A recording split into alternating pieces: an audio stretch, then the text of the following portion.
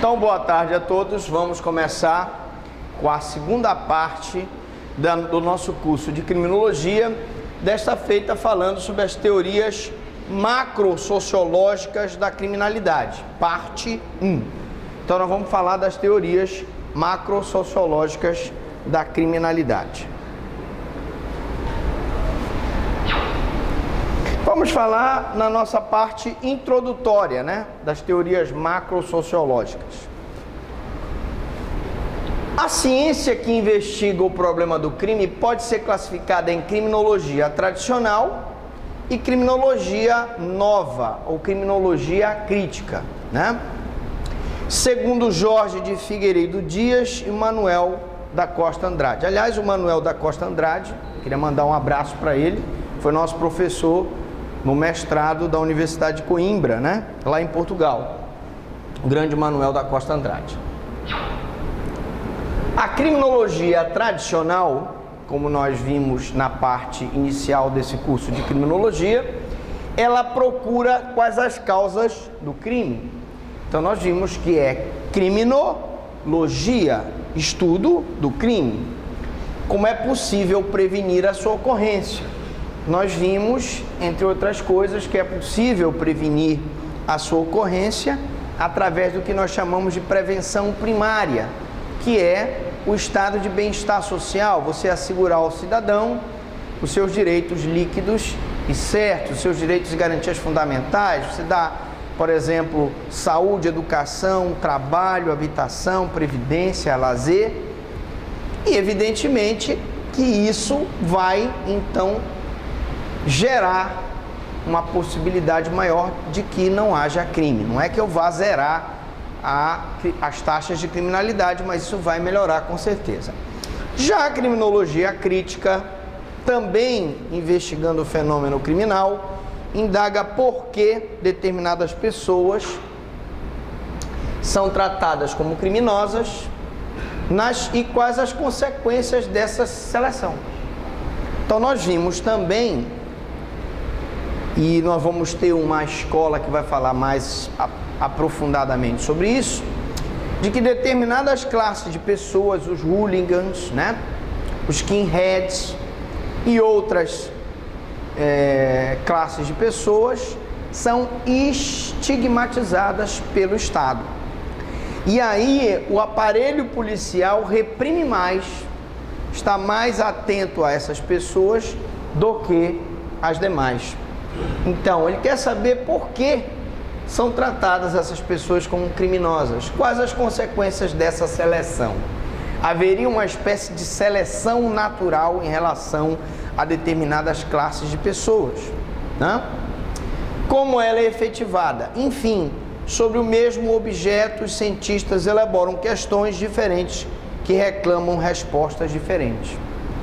Então, nós vamos observar que os grafiteiros, os pichadores, os usuários de droga, os homossexuais, os hooligans, são classes de pessoas que, durante a história da criminologia, se observou que realmente há uma investida maior por parte do aparato policial em relação a essas pessoas. Lógico, você vai me dizer, bom, professor, mas os hooligans eram terríveis. Quando eles iam no estádio lá na Inglaterra, sabia que ia haver confusão.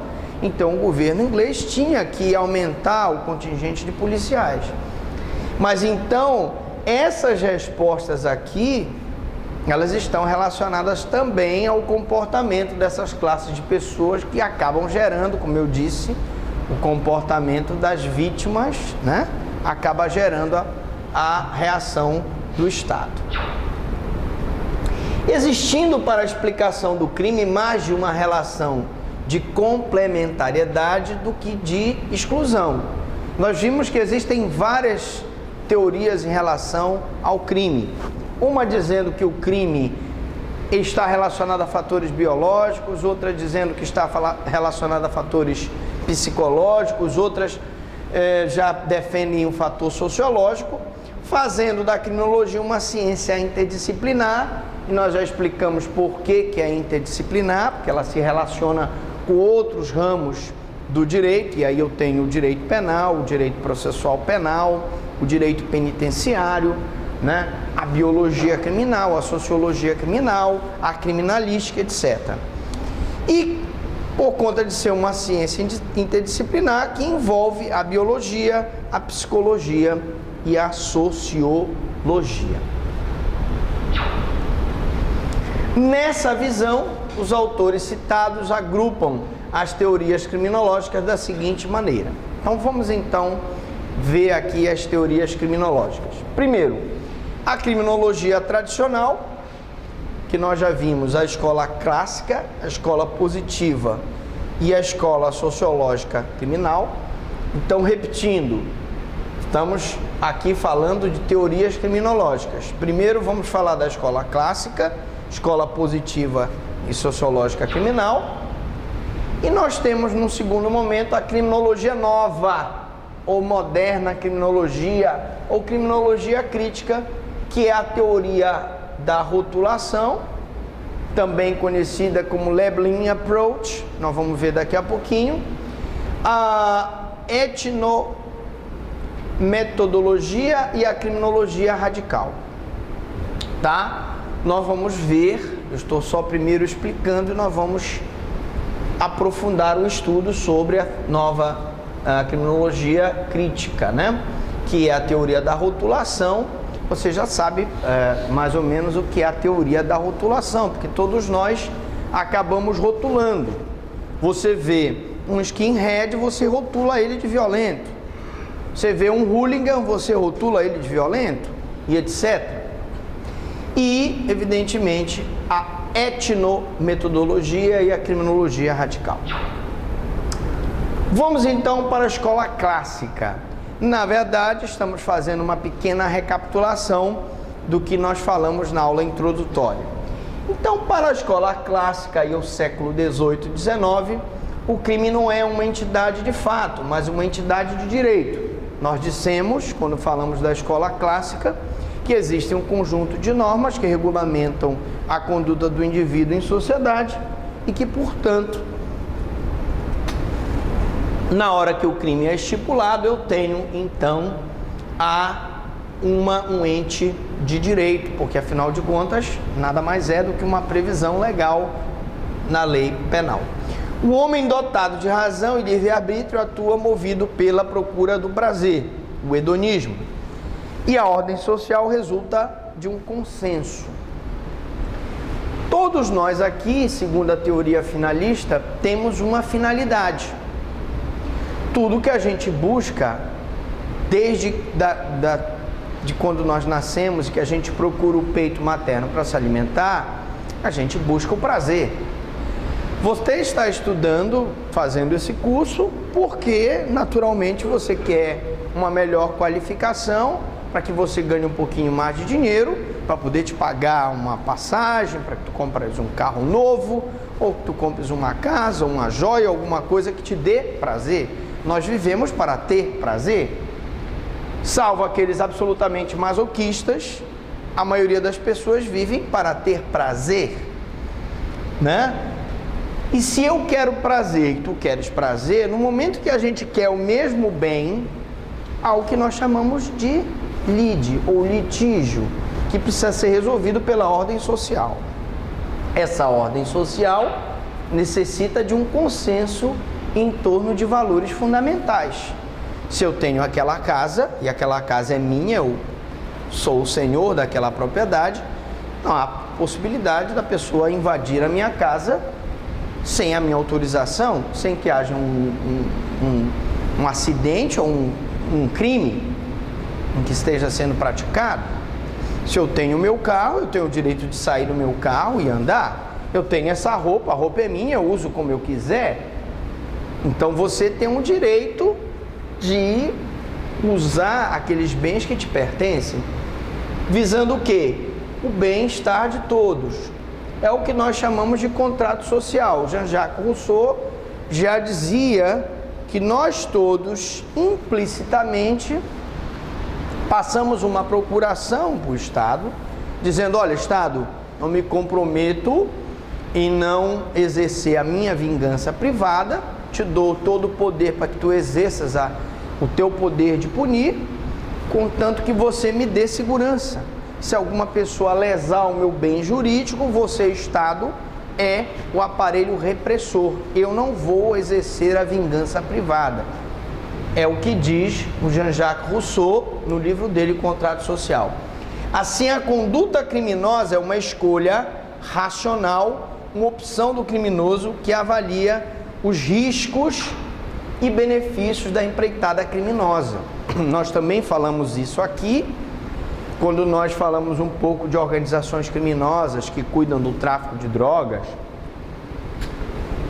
da biopirataria, que essas organizações, na verdade, se elas forem, tiverem sempre lucro e não forem perturbadas pelo Estado, elas vão continuar atuando. Logo, a pena, que é o castigo, é necessária e suficiente para acabar com a criminalidade. Para essa escola clássica, a pena seria necessária para acabar com a criminalidade. Eu pergunto aos senhores, vocês acham que só a pena é necessária para acabar com a criminalidade? Não. Evidentemente que não. Nós já vimos que há um conjunto de prevenções, a primária, a secundária e a terciária, que devem atuar juntos, em que a pena já é a prevenção terciária. E que o Estado que gera o bem-estar social através da prevenção primária evita a atuação da prevenção secundária e, consequentemente, a aplicação da pena, que é justamente o castigo, que seria a prevenção terciária, sendo determinada segundo a unidade para manter ou não o pacto social. Lógico que a pena é determinada contra aquela pessoa que violou a regra do Estado, justamente porque o Estado trouxe para si o monopólio do poder de punir. Ele é que tem esse direito.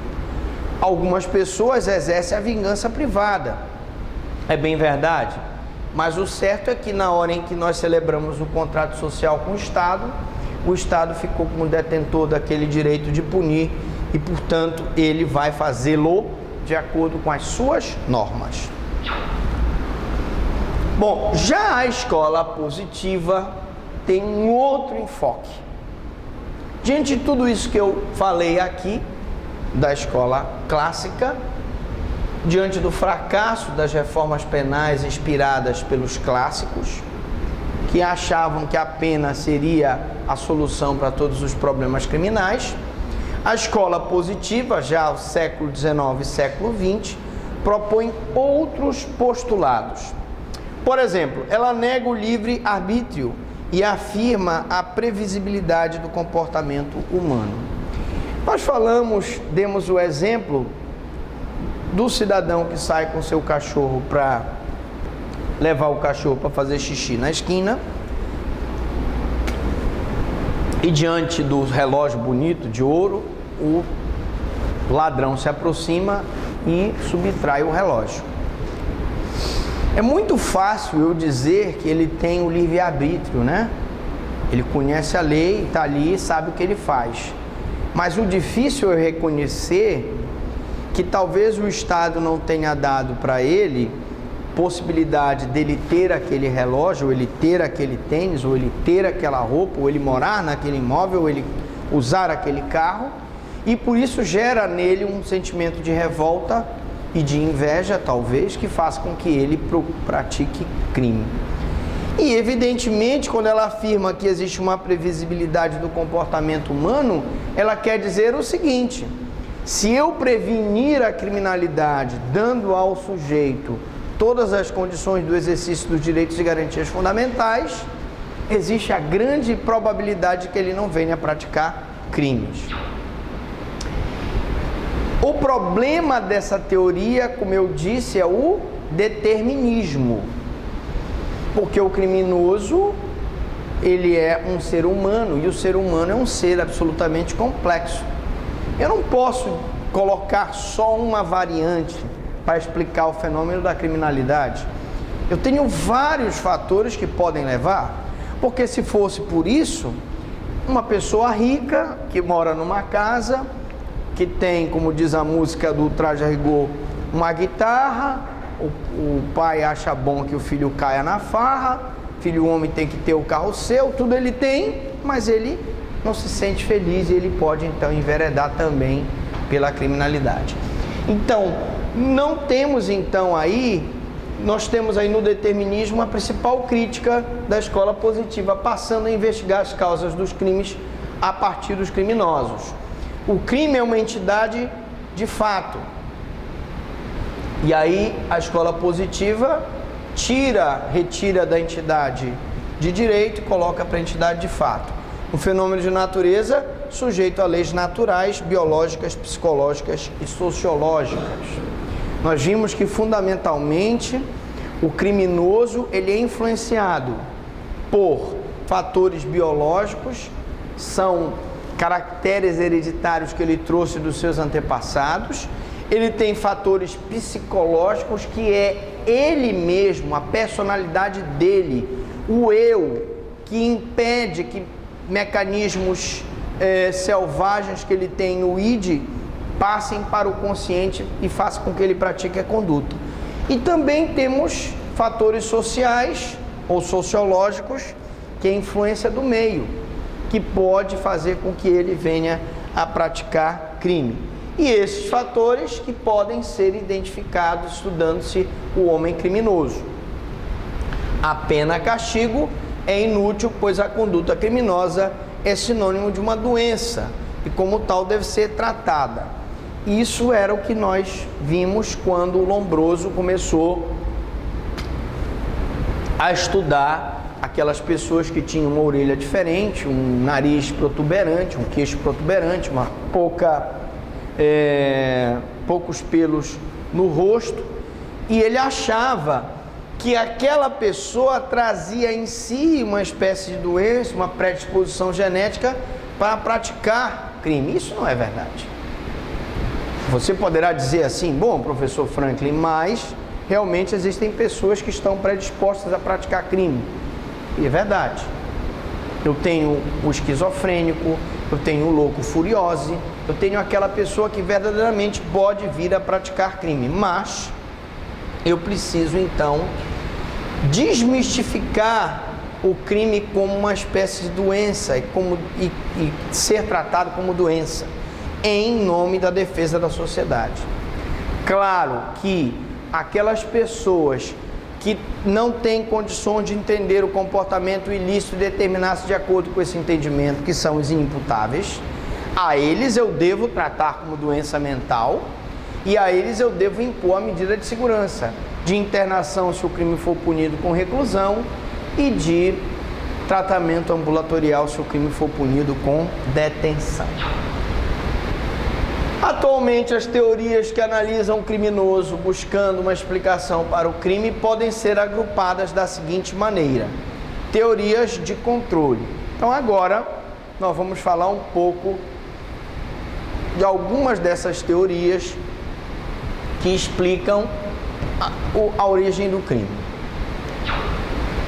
Então, eu teria aqui, num quadro demonstrativo, as teorias macrosociológicas, que vão se dividir em teorias de consenso, funcionalistas ou da integração, e teorias de conflito social. Tá? Nas teorias de conflito social, como o próprio nome diz, todos buscam por um prazer, todos buscam por um bem. Quando duas pessoas brigam por aquele mesmo bem jurídico, há o conflito, há a lide. Nas teorias de consenso ou de integração, em uma sociedade utópica em que todas as pessoas respeitassem as normas e não houvesse a criminalidade, eu não teria necessidade da função do promotor de justiça, da polícia civil, do juiz, enfim. Teoria bioantropológicas. Vamos lá falar das teorias bioantropológicas. O nome diz, né? Mistura um pouco da biologia com a antropologia. Há pessoas predispostas para o crime. Claro, há. Verdadeiramente há. E aí cabe à biologia criminal, à psiquiatria descobrir. Então, quem vai me dizer que isso não é verdade? Por exemplo, Chico Picadinho. Ele veio com uma predisposição para a prática do crime, problema mental. Outro, o bandido da luz vermelha. Outro, o maníaco do parque, Jack the Ripper. Vocês sabem quem é o Jack the Ripper? Não sabem? O Jack o Estripador. Diga. E é verdade também, né? Quem pode afirmar com tanta certeza, com tanta convicção que alguém nasce predisposto a ser criminoso? Existem Existe uma comprovação cientificista de alguém que nasce com predisposição assim, os psiquiatras dizem, não é um gene, né? Na verdade, são características da personalidade da pessoa, né? Eu diria que esses exemplos de serial killer, Chico Picadinho, Bandido da Luz Vermelha, o Maníaco do Parque, o Jack o Estripador, enfim, todos são exemplos de pessoas que têm sim uma predisposição. Essa predisposição poderia ser trabalhada a nível de inconsciente para o subconsciente, mas que isso não foi possível, isso não é talvez possível. Na história do Maníaco do Parque, por exemplo, chega-se a se questionar se ele teria condições de entender o caráter ilícito, porque o serial killer se comporta como uma pessoa normal. O problema é que ele não tem remorso, como se ele não tivesse feito nada. Por exemplo, vocês sabem a história do Bandido da Luz Vermelha, né? Que o Bandido da Luz Vermelha, ele estava cumprindo pena por 30 anos, cuidado querida, isso, estava cumprindo pena por 30 anos e chegou um momento que vocês sabem que o cumprimento da pena no ordenamento jurídico brasileiro não pode ultrapassar 30 anos. E aí, o que foi que aconteceu? A Defensoria Pública do Estado de São Paulo entrou um pedido para que ele fosse colocado em liberdade. Se uma pessoa não pode cumprir 30 anos de pena privativa de liberdade, ela também não pode cumprir 30 anos de medida de segurança. O Ministério Público do Estado de São Paulo entrou com agravo em execução, e aí o agravo em execução tem efeito suspensivo, suspendeu a colocação, a desinternação do Bandido da Luz Vermelha sob o fundamento de que, e aí respondendo a tua pergunta, categoricamente havia um laudo que dizia que ele tinha uma predisposição criminosa e que se ele saísse da cadeia ele ia voltar a matar. Muito bem, mas o Tribunal de Justiça de São Paulo, respeitando a lei, disse não, realmente, apesar de haver um laudo, nós temos que considerar que ele já cumpriu 30 anos de internação e eu não posso mantê-lo preso, que seria um constrangimento ilegal. Depois eu vou gerar inclusive uma responsabilidade contra o Estado. Ele vai poder, a família dele vai poder pedir uma indenização contra o Estado. Bom, moral da história, ele foi liberado. Dias depois, vocês sabem da história, né? Ele foi lá morar com um parente dele. Um ou dois dias depois, ele teve uma discussão, tentou matar o parente dele, e o parente dele, matou ele. Apagou a luz vermelha do Bandido da Luz Vermelha. Então é uma verdade. O laudo dizia que ele tinha uma predisposição para a prática do crime. E se ele saísse, ele ia matar. Ele saiu mesmo para matar ou para morrer. Bom, mas eu não quero aqui colocar isso como um determinismo, tá? Existem pessoas que têm problemas mentais e que esse problema mental pode levar ele a praticar o crime. Sim, existe essa predisposição. Sim, existem pessoas que eu posso conseguir tratá-la. Então a explicação do crime depende de variáveis congênitas. E aqui é a teoria bioantropológica relativa às estruturas orgânicas do indivíduo. O criminoso é um ser organicamente diferente do cidadão normal. E essa era a posição do Lombroso. Só que tu não pode dizer que porque ele tem a orelha maior, ou o queixo maior, ou o crânio mais achatado, ou a falta de barba, sei lá, é um fator determinante para que ele venha praticar o crime. Hoje, a psiquiatria faz o que a gente chama de exame criminológico. E aí é um exame psiquiátrico, para verificar se realmente, não é se ele tem a orelha grande, não é morfológico, exatamente, não é morfológico. Mas aqui, esse psiquiátrico vai voltar assim, vai ficar mais subjetivo ainda também, né? Não, o exame psiquiátrico, gente, ele é feito por um psiquiatra, ele é feito por uma junta médica, e ele tem, pelo conhecimento que tem o psiquiatra, de saber realmente se aquela pessoa tem tendência a praticar o crime, tá? Mas como tu disseste, não se baseia em morfologia, e sim em ciência. Existem determinadas patologias como a esquizofrenia, né? E já é comprovado que se ela tiver no ápice do desenvolvimento dela, a probabilidade... É claro, a pessoa começa a ouvir vozes, né? Na esquizofrenia, ouve vozes, tem aquela mania de perseguição, ela ouve aquela voz, o cara vai o cara vai te matar e tal, e o cara pensa que é verdade, vai lá e mata. Realmente é uma verdade. Nós estamos aqui falando em coisas irreais, tá? Bom, temos as teorias psicodinâmicas. Teoria psicodinâmica.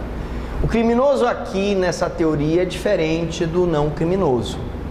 Mas essa diferenciação, ela não é congênita, como tu disseste, né? Ela não está relacionada ao tamanho da face, o tamanho do crânio, o tamanho das mãos. Ela decorre de falhas no processo de aprendizado e socialização do criminoso. Então veja que aqui eu já estou levando mais para um aspecto psicológico, né? De formação de caráter, formação da moral, formação da ética daquele indivíduo. Uma vez que o homem é, por natureza, um ser social.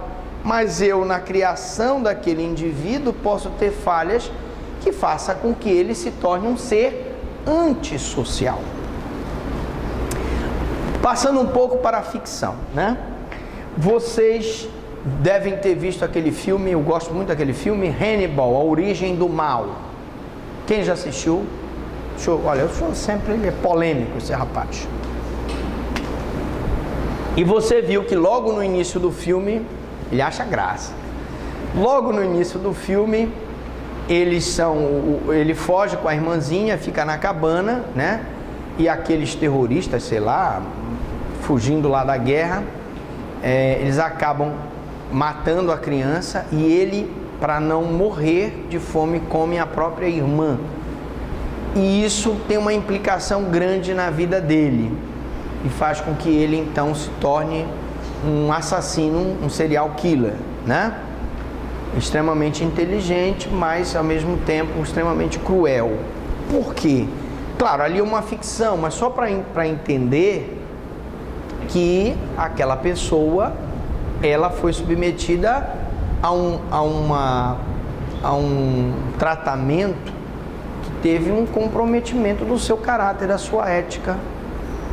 Se você pegar, por exemplo, a história de crianças que foram criadas por animais, é a mesma situação. As lobas, as crianças foram alimentadas por lobo na Índia e outras coisas mais, nós vamos ver que elas têm problemas de socialização. Teorias, ainda falando das teorias psicodinâmicas. Para compreender o crime, essa teoria investiga por que a maioria das pessoas não comete crimes. Ora, se você pegar na população brasileira, ainda que tu coloques 500 mil presos e 500 mil mandados de prisão a serem cumpridos, teria 1 milhão de pessoas. O Brasil tem em torno do quê? De 200 milhões de pessoas hoje, vamos supor. Então 200 milhões chegam a ser 1 milhão não chega a ser nem 1%, né, da população brasileira, 0,5% da população brasileira, vamos supor. Então a maioria não comete crime. E por que a maioria não comete crime? O criminoso é um ser especial? Muito bem, mas você vai me dizer assim: ah, professor, mas isso aí é a cifra negra da criminalidade. Muitas pessoas praticam crime e nunca é descoberto. É verdade. Bom, o crime decorre do conflito interior entre impulsos naturais e as resistências adquiridas